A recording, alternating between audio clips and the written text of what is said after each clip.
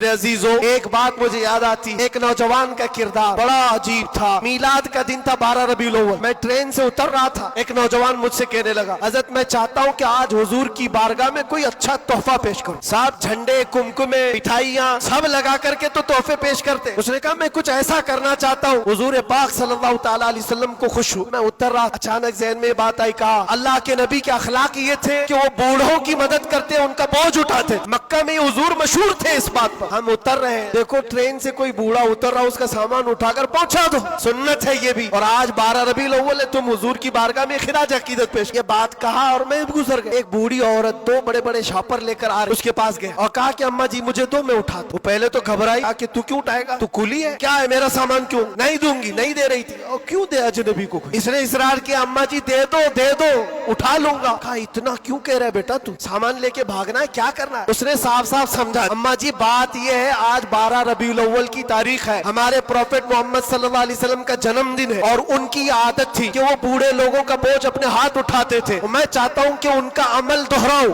उनके अखलाक पर अमल करूं और मैं उनकी रूह को खुश करूं। बूढ़ी के दिल में बात, ले बेटा तू तेरे नबी की बात कर रहा है, तुम्हारा कोई त्योहार का दिन है, ये करना है तो करो। वो शॉप पर लेकर के गया, उसको जहां तक पहुंचाना था पहुंचाया। ये बात आई गई गुजर गई। हम भी तो सोचते हैं कि छोटी सी बात। 6 महीने गुजर जाने के बाद उस नौजवान ने मुझसे कहा कि हज़रत वो बूढ़ी औरत जिसका मैं सामान उठाया, वो अभी राब्ते में, कांटेक्ट में अभी आई और कह रही है कि बेटा 6 महीने गुजर गए, अब तक मैं तेरे नबी का बायोडाटा ही पढ़ रही हूँ, अब तक मैं उनके अखलाक ही पढ़ रही हूँ। क्यों? तेरे उस अमल ने मुझे इतना मुतासिर किया। इस जमाने का कोई जवान, अरे मेरे बेटे मेरे पोते नहीं आए मुझे लेने, किसी और का बेटा मेरा सामान उठा रहा है, इसके अंदर इतना असर कहाँ से आया। और जब तूने बताया तेरे नबी के अमल है, मैंने सोचा कि उस नबी को क्यों ना पढ़ूं। पढ़ते पढ़ते मैं इस मकाम पर पहुंच गई।